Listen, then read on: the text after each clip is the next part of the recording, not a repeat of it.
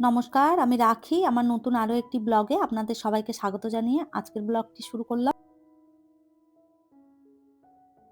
কেমন আছেন আপনারা সবাই? আশা করছি ভালো আছেন। আর আমরাও বেশ ভালো রয়েছি। এখন বাজে সকাল ১০টা। আপনাদেরকে সাথে নিয়েই ব্লগটা শুরু করলাম।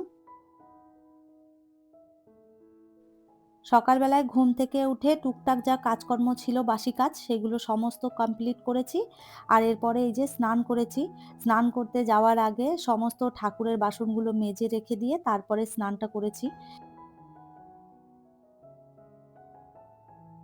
এখন যে ভিডিওটি আপনারা দেখছেন এটা হচ্ছে ওই পূর্ণিমা পুজোর আগের দিনের ব্লগ। তো আমি এই যে সমস্ত বাসনগুলো মেজে একদম পরিষ্কার করে নিয়েছি। আপনারা জানেন যে আমি প্রত্যেক মাসেই আর কি পূর্ণিমা পুজো করি। তবে ২ মাস ধরে আমার পূর্ণিমা পুজো করা হয়নি।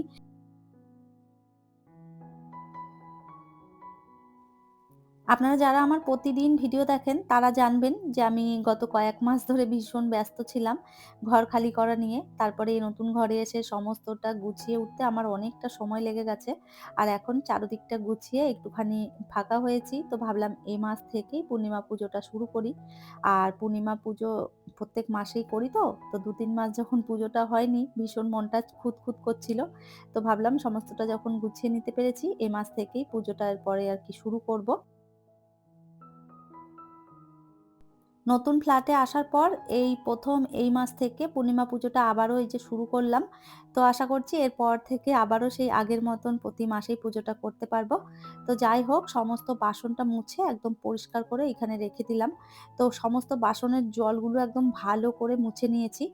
জল থাকলে দেখবেন পরের দিন সেই আবার কিরকম দাগ, দাগ হয়ে যায়। ওইজন্যে সবসময় পিতলের বাসন মাজার পরে না একদম শুকনো কাপড় দিয়ে বা খবরের কাগজ বা এমনি কোনো টিস্যু পেপার এগুলো দিয়ে সুন্দরভাবে জলটা একদম শুকিয়ে রাখলে বেশ একদম চকচকে ঝকঝকে থাকবে অনেকদিন পর্যন্ত। কাঁসা পিতলের বাসন যদি পরিষ্কার থাকে চকচক করে সোনার মতন দেখতে ভীষণ ভালো লাগে। আর এই কালচে হয়ে যায় ওইটা হচ্ছে ভীষণ সমস্যা, দেখতেও বাজে লাগে। আর আমি যেহেতু সবসময় মেজে ঘষে রাখি সেইজন্য আমার বাসন খুব একটা কালো হয় না। তো যাই হোক এইদিকে নিজে একটুখানি রেডি হয়ে নিলাম। আর এরপরে যাবো এখন আর কি পুজো করতে। আর এই যে রেগুলার যে বাসনগুলোতে আমি ঠাকুরকে খেতে দিই, ওই বাসনগুলো আজ আর মাজা হবে না। কেননা এখনো তো আজকের দিনটা পুজো করতে হবে। তো এই যে বাসনগুলো রয়েছে, এইগুলো আমি একদম সকালবেলায় উঠে আরকি ঠাকুর মন্দিরে সমস্তটা গুছিয়ে পরিষ্কার করে নেব। বাসনগুলোও মেজে পরিষ্কার করব, তার সাথে ঠাকুর ঘরটাও মুছতে হবে। আর এই যে রাধা মাধবের ড্রেসটাও চেঞ্জ করে দেব কাল। তো এই যে সমস্তটা গুছিয়ে পুজো দিয়ে দিলাম।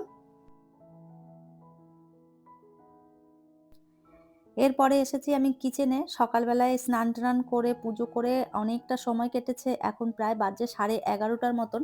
আর আমার এত খিদে পেয়েছে, তো আমি তাড়াহুড়ো করে দুধটা বসিয়ে ওইদিকে একটু সরেছি। আর এই দেখুন দুধ পড়ে পুরো গ্যাসের চারপাশে হয়েছে। তো ওইজন্যে একটুখানি আগে গ্যাসের যেটা সাইড থেকে পড়েছে সেগুলো মুছে নিলাম। আর এরপরে আরকি খাবারটা করব। সুজি দিয়ে সকালের খাবারটা এই যে করে নিচ্ছি। এখন বানাচ্ছি হচ্ছে সুজির চিলা। তো ঘি দিয়েছিলাম। আর ঘিটা একটুখানি গ্যাসের ফ্লেমটা বাড়ানো ছিল যে কারণে একটুখানি পুড়ে গেছে ঘিটা। পুড়ে গেছে বলতে ওই জাল হয়ে কালো, কালো হয়ে গেছে। আর সকালের ব্রেকফাস্ট করছি এই খেজুর গুড় দিয়ে আর এই সুজির চিলা। ভীষণ ভালো লাগে খেতে।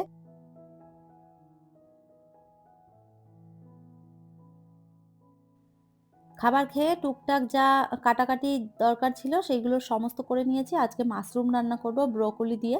তো এই যে সবকিছু কেটে নিয়েছি আর এইদিকে বসিয়ে দিলাম ভাত। আর এরপরে এই যে তরকারিটা এই দিকটাতে করে নিচ্ছি। তো এই যে কড়াইতে দিয়ে দিলাম তেল।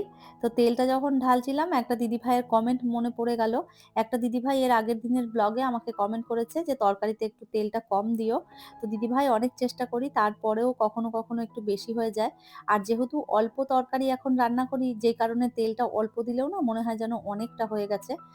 তো যাই হোক এই যে বসিয়ে দিলাম পেঁয়াজ আর ব্রকলি একসাথে ভেজে নিচ্ছি ভালো করে। আর এর মধ্যে অল্প একটুখানি ওই আদা রসুন বাটা দিলাম। নুন দিয়েছি, হলুদ দিয়ে দিলাম, একটুখানি জিরের গুঁড়ো দিয়েছি, ধনে গুঁড়ো দিয়েছি। সমস্তটা দিয়ে একটুখানি ভাজা, ভাজা করে নেব। আজকে একদম জল দেব না, জল ছাড়াই মাশরুম থেকে এমনিতেই জল বের হয়। ওইজন্য ভেবেছি জল দেব না। একদম শুকনো, শুকনো করব। তার সাথে একটুখানি ডাল রান্না করব। তো আজকে এই সিম্পল রান্নাই করছি। আর এই যে রান্না-বান্না কমপ্লিট করে রান্নাঘরটা একদম গুছিয়ে নিয়েছি। এরপরে খেতে বসবো।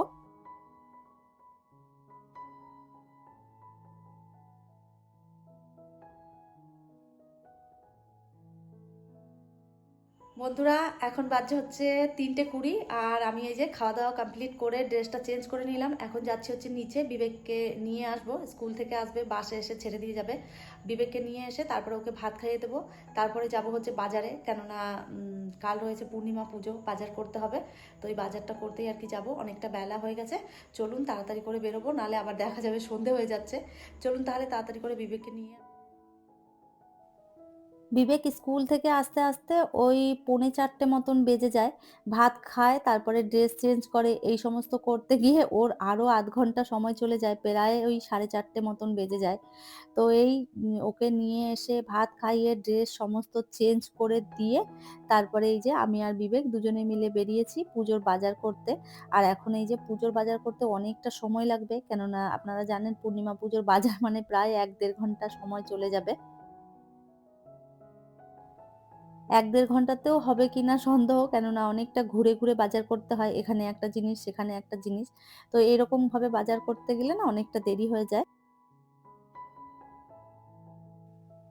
এটা ছিল পরের দিন সকালের ব্লগ। মানে এটা হচ্ছে পূর্ণিমা পুজোর দিনের ব্লগ।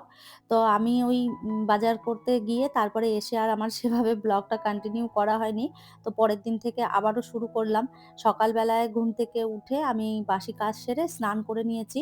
আর আজকে একটা আমি সুতির শাড়ি পরেছি। আমার মাও চলে এসেছে। তো মা আর আমি দুজনে মিলে পুজোর জোগাড়টা করে নিলাম।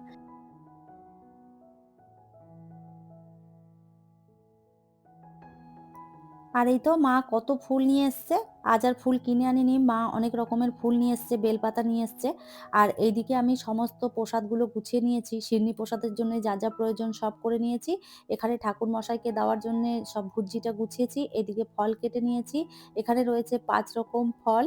আর এদিকটাতে যা, যা ঠাকুর মশাইয়ের পুজো করতে লাগবে সমস্তটা আরকি একটা থালায় গুছিয়ে রেখেছি। তো এই ছিল আমার পুজোর আয়োজন। সমস্তটা সুন্দরভাবে গুছিয়ে নিয়েছি। এরপরে শুধু বসে ঠাকুরমশাই আসার অপেক্ষা। আর এই তো দাদা চলে এসেছে। আজকে একটা অন্য বামুন ঠাকুর দিয়ে আরকি আমি পুজো করছি। তো এই দাদাও আমার গৃহপ্রবেশ করেছে। তো উনাকেই বলেছিলাম পূর্ণিমা পুজোটা করে দিতে। কাকু এখন বয়স হয়েছে তো সেইজন্যে আমার আগে যে ঠাকুরমশাই পুজো করতো আরকি, আমাদের বাপের বাড়ির পাড়ায় আমার কাকু বলি আমরা। তো উনার একটুখানি ওই যে শরীরটা খুব একটা ভালো থাকে না, যে কারণে উনি মাঝে মধ্যে আসবেন বলেছে। আর মাঝে মধ্যে না আসলে এই দাদাকে দিয়ে পুজোটা করাবো। তো এই তো আমি যতটা পেরেছি সমস্তটা গুছিয়ে রেখেছি। বাকি যেইটুকুনি আছে দরকার সেগুলো আরকি দাদা করে নিচ্ছে। কর্তব্যস্মি গণেশাদি নামদেবতা পূজা পূর্বক বিষ্ণুবে নারায়ণায় ব্রত পূজা মম স পরিবারায় সন্তান সন্ততি শুভমঙ্গল কামনায় সর্ব মঙ্গল কামনায় ব্রত পূজা করিষ্যে स्वाहा सतीरपूका विश्ववेदा सतीरस्या पुरुषेणी दुस्साहसु ओम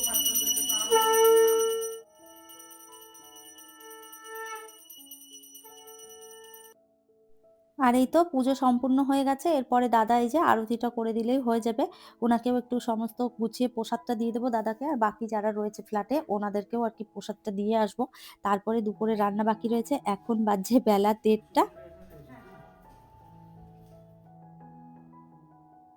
সমস্তটা গুছিয়ে দাদাকে প্রসাদ দিয়েছি। আমরা নিজেরাও প্রসাদ খেয়ে নিয়েছি। আশেপাশে যারা ছিল ওনাদেরকেও প্রসাদ দিয়েছি। আর এইদিকে মা সমস্তটা কেটে-বেটে গুছিয়ে দিয়েছে। আমি রান্না বসিয়ে দিলাম। আজ হচ্ছে খিচুড়ি, তার সাথে করব বাঁধাকপির ঘ্যাট। আর তার সাথে চাটনি, বেগুন মানে বেগুনি এই সমস্ত করব ভেবেছি। তো অনেকটা বেলা হয়েছে। জানি না কতটা সময় আরকি লাগবে। রান্না-বান্না করে তারপরে খেতে, খেতে আজ বিকেল বাজবে ৪টে। সমস্তটা একদম ছড়িয়ে ছিটিয়ে নিয়েছি। দেখুন কি অবস্থা রান্নাঘরের। তো দুটো গ্যাস ধরিয়ে দিয়েছি। ওই দিকটাতে খিচুড়ি বসিয়ে দিয়েছি। আর এই দিকটাতে হচ্ছে বাঁধাকপি। তো আজকে বড়ি দিয়ে করছি বাঁধাকপির ঘ্যাট। শীতকালে নানা রকম সবজি দিয়ে গরম, গরম খিচুড়ি, তার সাথে বাঁধাকপির ঘ্যাট। আর আমি এমনিতেও খিচুড়ি ভীষণ পছন্দ করি। আপনারা কারা, কারা আমার মতন খিচুড়ি লাভার কমেন্ট করে জানাবেন। রান্না প্রায় আমার হয়েই এসেছে। এরপরে রান্নাঘরটাও গুছিয়ে নেব। খিচুড়িটাও হয়ে গেছে। এদিকে বাঁধাকপিও প্রায় হয়ে গেছে। সমস্ত জিনিসগুলো একটু, একটু করে গুছিয়ে রাখছি। যেগুলো আরকি প্রয়োজন লাগবে না সেগুলো সব গুছিয়ে নিলাম। আর এইদিকে এই বেগুনিটা হলেই হয়ে যাবে। তারপরে মাকে খেতে দিয়ে দেব, আমি খাবো, বিবেককেও খেতে দেব। এখন বাজে বিকেল ৫টা, আমার ফ্রেন্ডরা এসেছে। ওদের ডেকেছিলাম আরকি পুজোতে। তো এই যে সবাই মিলে একটুখানি আড্ডা, গল্প চলছে। তাহলে চলুন আমার আজকের ভিডিওটা এই পর্যন্তই। ফিরবো নতুন ব্লগ নিয়ে। ততক্ষণের জন্য সবাই ভালো থাকবেন, সুস্থ থাকবেন। আবারও দেখা হবে নতুন একটি ব্লগে।